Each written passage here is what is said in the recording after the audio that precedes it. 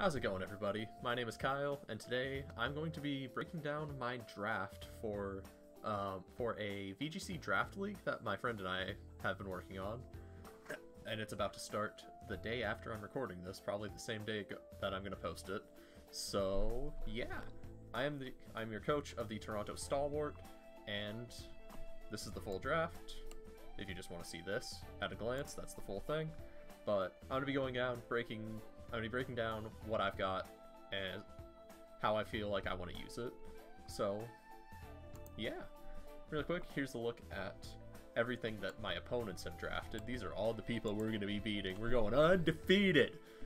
Alright, cool. Got that out of the way. So let's start off with the first Pokemon I drafted. This is G-Max Rillaboom. G-Max Rillaboom, super strong Pokemon.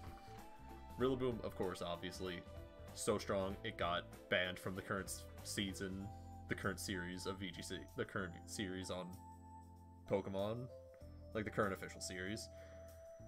Rillaboom just hits really freaking hard with moves like Grassy Glide, Knockoff, Superpower, Wood Hammer, Drain Punch. He has crazy good longevity, and he's also incredibly versatile. You can choose to run Choice Band, Weakness Policy, Life Orb, Assault Vest to give it extra longevity, Weakness Policy to just get it going super hard. Basically make it hit as hard as Choice Band, but with the ability to change moves. Life Orb, same deal. And yeah, I'm really happy with Rillaboom as a pick. I chose to take this one first because I wasn't sure how... I had a pretty late draft. I think I was like the 5th pick. Yeah, I was 5th or 6th. But anyways, so I just wanted to make sure I got the G-Max Mon I wanted, get Rillaboom on lock, and move on from there. So next up we have Dracovish.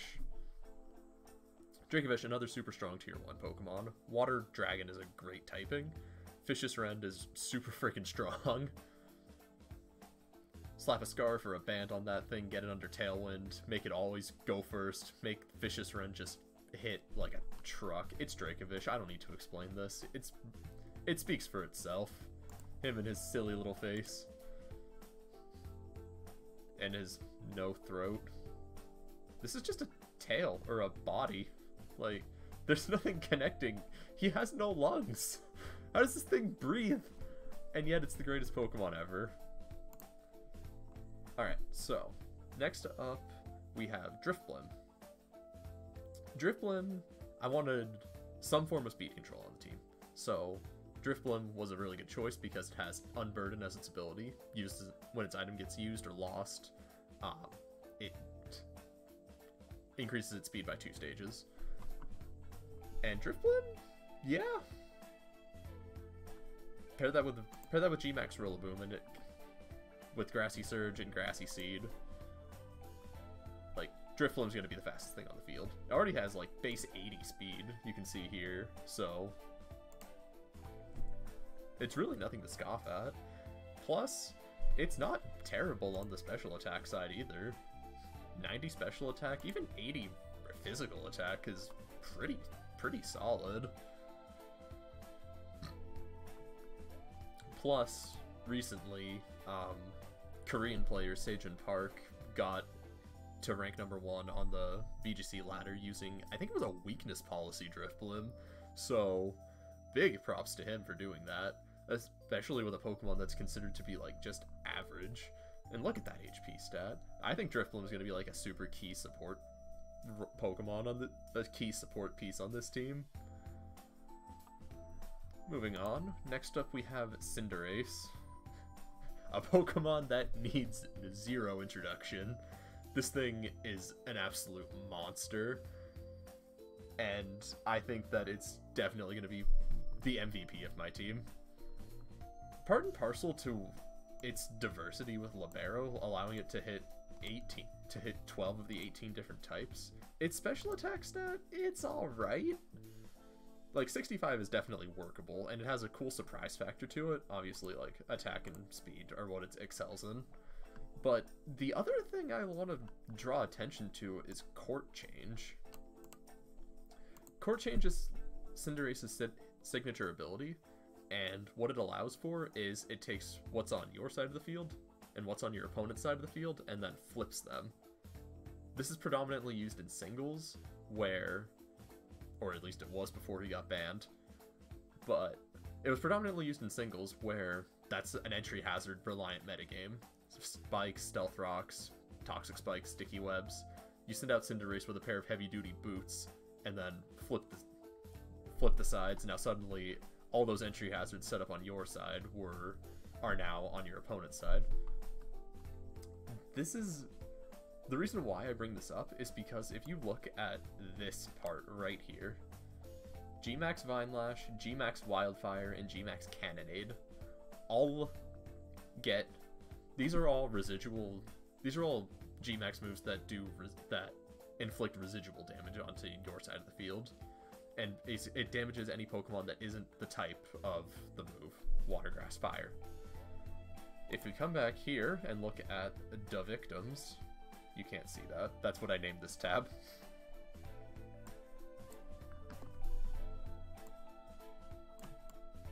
The victims.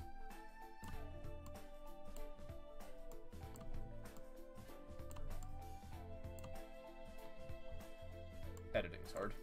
And I'm not editing any of that out. But if you come here, Gmax Charizard, Gmax Blastoise, Gmax Venusaur. Nobody drafted Colossal. At least not the Gmax variant. Actually, in my first round, yeah, my opponent does have Colossal on his team.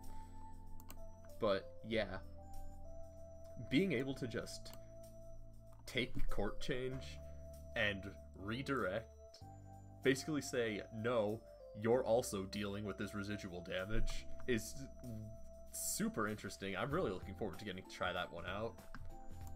Alright, next up, we have Hitmontop, one of my personal favorite Pokemon, and he was always, like, we did this, I need to explain this. So, we did this draft back when I was using my Hail team. You can see other videos of that on my channel. And Hitmontop was on that team. I didn't put Hitmontop on this team because of how well it did on that Hail team. I put it on my team because it's a really good Pokemon for doubles. Don't think I actually mentioned this. This is set up as a VGC doubles league. So, best 2 out of 3, bring 6 Pokemon, battle with 4. But yeah, Hitmontop, it's an insane Pokemon. Super strong, great support. Look at all this support. That's just the priority end. Like, Hitmontop is absolutely insane. I'm really glad that I was able to get this thing, because I feel like he's going to be the support MVP. If Cinderace is the damage MVP, Hitmontop's definitely going to be the support MVP. Him and Drifblim for sure. And yeah, it's got Intimidate. It also has Technician. And here, a bunch of moves that can take advantage of that. Mostly Triple Axle. Triple Axle's a freaking amazing move. It's absolutely insane. No two ways about it. Yeah. Next up, we have Alola Ninetales. So, Hitmontop was not a Pokemon I picked because I was using it on my Hail team. Alola Ninetales most definitely was. I would not have used this thing otherwise, had I not seen for myself how good she can be. Respectable special attack at base 81, and a great speed stat at 109. Also, of course, the draw of her is being able to set up Aurora Veil, basically at the start of a turn. Slap a Focus Sash on her, and suddenly you have boosted defenses for the next 5 turns. The other thing is, while she is a supporter, there's, like, she's mainly Veil support, but there's more she can do than just that. She can also use priority Ice Shards to proc weakness policies, be that on Gmax Rillaboom, or Drifblim, or not Hitmontop, a flying type Cinderace. Like, we have options. And that's really what I wanted to go with on this team. We have a ton of options. My team is super duper flexible. And really that is what the main draw of the team. That's how I wanted to go about this drafting process, was make a team that could be really flexible in just about any situation. And I think Ninetales is going to really help us out with that. Alright, next up is Jolteon. I like Jolteon. Jolteon's a great evolution. I would have taken Sylveon if she was lower tier and also hadn't been taken at this point. But yeah, Jolteon, really fast, really strong. It's nothing more that needs to be said. Its move pool's kind of shallow, but that's a small price to pay for what it can do. It gets Weather Ball now, also, which is great. Great coverage. Overall, yeah, I think Jolteon's going to do me well. Next is Ditto. So I think this was a tier 4 pick. Let me check. Oh no, Ditto's tier 3. I have nothing to say about Ditto. He's just... Again, it's feeding into that flexibility of my team, where if my opponent has something I could want, here's Ditto. What's yours is mine. We all know how Ditto works. Imposter, Choice Scarf, yada yada yada. Next is Shedinja. Probably the most oddball thing on my team. I like Shedinja. I like Shedinja a lot. I think Shedinja's a really cool Pokemon. For those unaware, how it works is it has 1 HP, but its ability, Wonder Guard, makes it only be able to get hit by moves that would hit it for super effective. It's a Bug Ghost type, you can figure out what it's weak to based on that. It also takes damage from residual, like G-Max Cannonade, for example, or like Sandstorm or Hail. So pairing it with Ninetales is kind of dangerous, but c'est la vie, c'est la vie.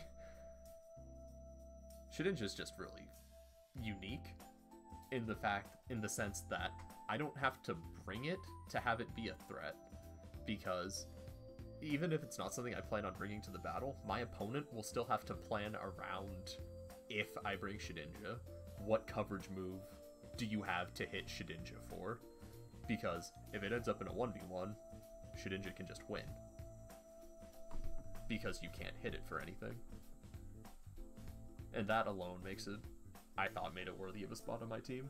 As for like the actual battles, it does have Ally Switch for support. So there's a lot of those mind games coming into play, where you can basically have your Ally Switch user invincible.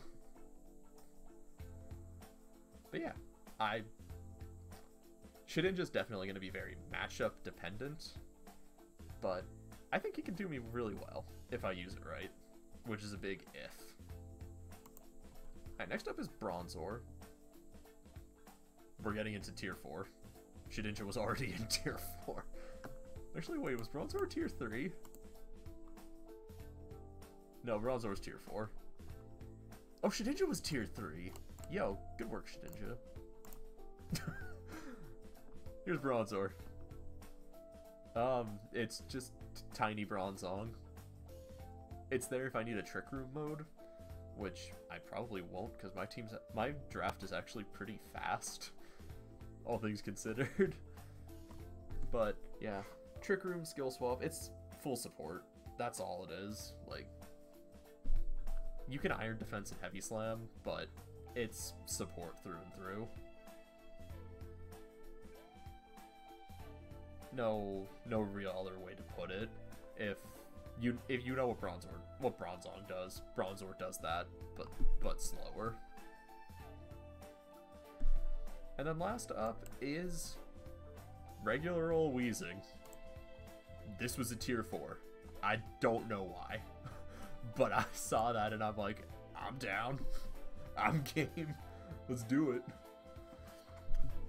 Weezing has always been one of my personal favorite Pokemon. I used it back when I used to play singles in whatever tier was available. And I think it was UU in Gen 6? RU? I don't know. It might have been NU. Maybe Weezing's never been good. But yeah, I think that with my tier 4 picks, I got a lot of value for what there was. You had Bronzor and Weezing. We only had to pick one tier 4, and this is just how the point distribution worked. You had 250 points to work with, so I picked one more from each tier. But I think Weezing is a really solid option. He does also get neutralizing gas, same as Galarian Weezing. Less weaknesses than Galarian Weezing as well, just being mono poison instead of poison fairy. Of course, you also don't have a dragon immunity, yada yada yada. It's just another Galarian Weezing. Like, it's Weezing. Like, I don't know what else to say about it. Weezing just, it's good. It's a good tank. Has longevity with Black Sludge. Neutralizing gas is super, super good. Pair that with Hitmontop, and I can just shuffle Intimidates. Just shuffle Intimidates as I need, without having to switch out Hitmontop. I really don't have anything else to say. Weezing's really good. It also gets access to the new move Corrosion, which removes all adjacent items from Pokemon. So, removes items from all Pokemon on the field, which, that sounds really like a lot of fun to play with. I was really happy when I found that one out. But anyways, I said this was going to be a quick team builder, and suddenly it's 17 minutes. Oh boy. Can't wait for the battles. Anyways, that's been the team report. Thank you all for watching, and be sure to check back at some point when I upload my battles. Thank you all for watching, and I'll see you guys next time.